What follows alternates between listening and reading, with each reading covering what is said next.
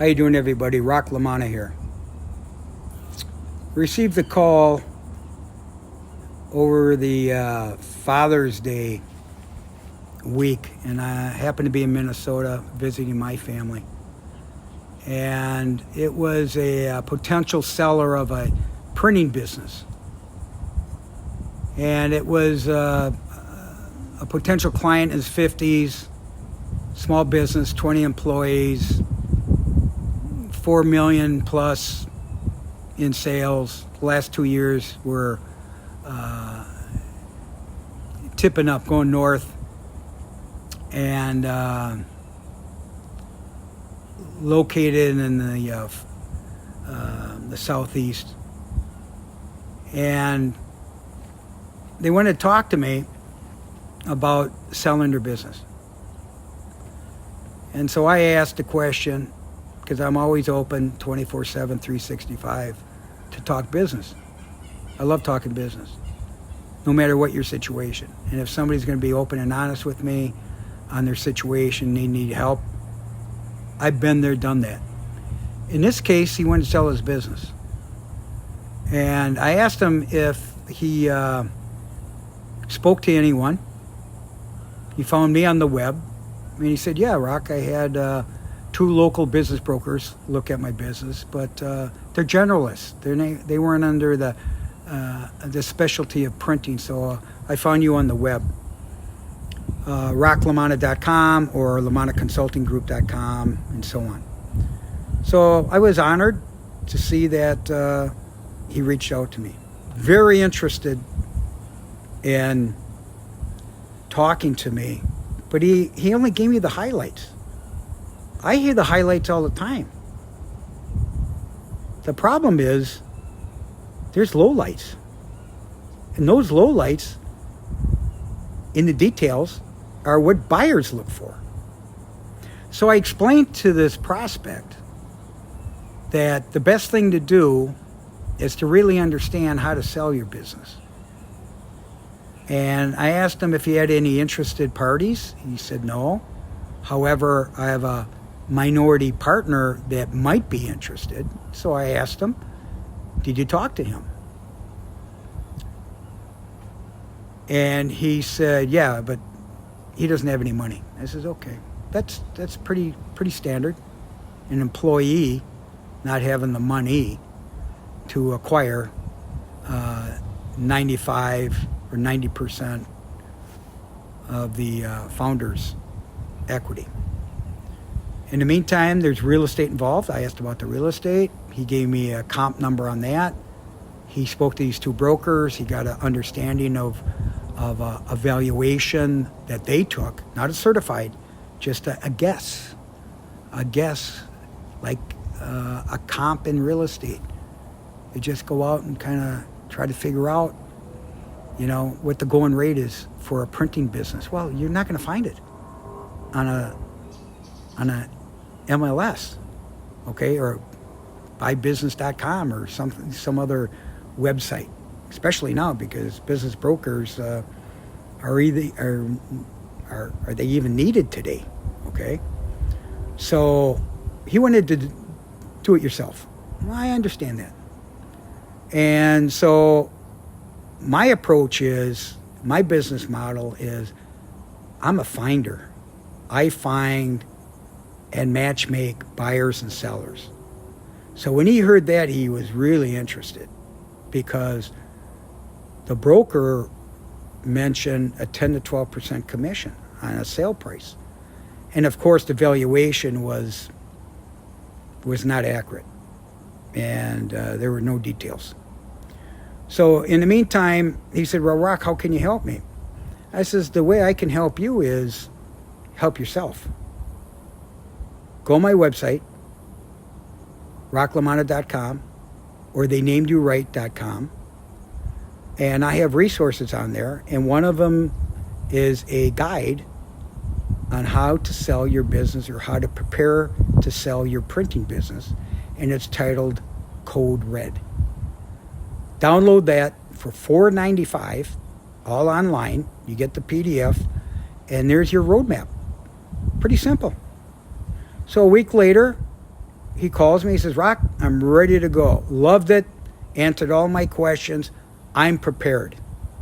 Well, in the meantime, I sent him my consulting fee to help him sell it himself and find a buyer for him, including the real estate. He really liked that. So he went to talk to his partner and his wife that were partners. And a week later, I was wondering, hey, I wonder what's going on with that deal. They sounded pretty excited. Their timeline was 2024. And he's pretty well telling me he's prepared. Well, he received a comp from the real estate, and it was closer to half of what he thought it was worth. And the business brokers really didn't bring anything to the party because they didn't bring any buyers to the party. And I mentioned to him, if you go with a business broker, you're just going to blast it out. They don't have any contacts. They're going to send it out. And guess who's going to find out? Your employees are going to find out. Your suppliers are going to find out. And your clients are going to find out. And what does that do over 6 months to a year? People are going to go. And the worst place is the supplier, because the supplier doesn't want to lose that client. So they start talking to other competitors saying that you're for sale. Oh my God. Well, anyway, I followed up and I said, hey, what's the status and what's happening? What did your discussion go with your partner and your wife? Well, my partner wants to buy it. I said, oh, okay, to myself. This is all in email. And he said, we're going to do exactly what you recommended, Rock, a certified valuation. A certified valuation appraisal of a business by a licensed certified appraiser. And they are certified and licensed. They will charge between $5,000 and $12,000, depending on how complex it is. So I would say a small business, maybe in the $5,000, $7,500. So anyway, I recommended who I would use because he's proven. He's done them for me for years, and he's very reasonable, and he's a CPA, and he's licensed, and he's certified. He's got all the tools and the templates, and he knows the lingo. He knows the jargon. And he knows me. He knows me that my clients, the buyers, are going to ask for this information for their due diligence to see if it's a legitimate deal. So what am I going to leave you with today? I'm going to leave you with, to understand, if you're a seller, there's much more to it than just you doing it yourself or selling a purchase order of T-shirts or labels or packaging. This is it's not sophisticated to the point where the process is difficult. No, that's not it. It's regulated. It's legal, it's data, SBA might get involved. There's a lot going on. That's number one. And I always go back to the 3 T's. A buyer and seller have to trust each other. That's the chemistry. If you don't like each other, you walk away. Someone's going to walk away. Number 2, transparency. You have to be completely transparent. Not only transparent to your partners, you have to be transparent to your potential buyers. So nothing happens until you disclose discovery and your financial. That's called an NDA. You get your NDA, and then if you get an LOI, if there's a serious interest, that has to be to the T. That's a legal document. It's binding in certain clauses. However, it's not binding in a purchase if something isn't honest. People walk away from people they don't trust, people that aren't transparent. And you're 6 months, 9 months into this deal, and you are, as a seller, going nuts. Emotionally, don't spend any money. It may not happen. And if it doesn't happen and you already signed an LOI, it is out there to the public. How? People talk. You're going to lose employees. You're going to lose clients. You're going to lose suppliers. And guess what? It might not even sold. Might not even sold. So the last T is timeline. When you're selling a business, you better be completely prepared. And my goal is to close. My record is 62 days between a buyer and a seller. 62 days, the deal was closed. Why?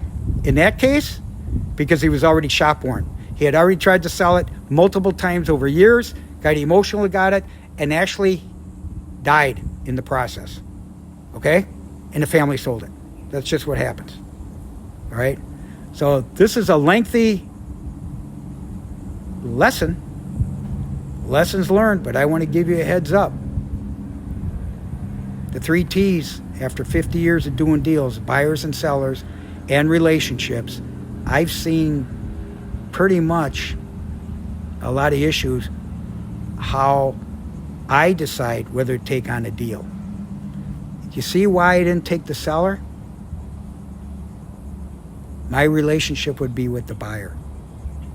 And I'm hoping that the seller was honest with me, that I could trust them. And before I would sign on and engage that client, I would actually go there. Look at it, look at the numbers, look at the facility, I'll do my due diligence before I put my name, LaManna, on this listing. Because it's got to be a win-win. Otherwise, I'm out. It's serious shit, man. So I just want to let you know. I'm very choosy on who I work with. Now, do I walk away? Do I say, Mike, here's a bad client? No. I'm not saying that. I'm just not putting my name on it. Let Mike and his team decide if this client is worth going through. But they don't have to get emotional because it's all quantitative information. Mine is quantitative and qualitative. It's really about people. It's about honor. It's about the potential of the business. It's about the smooth transition. There's a lot going on here, man. So I just want to let you know that's what I face. And think about this. 6 months left of the year. Who in the hell is going to sell their business in the next 6 months? It's almost impossible. Okay? Unless it's an internal deal. So if this guy sells to his partner, good luck. Good luck. And people forget about professional fees.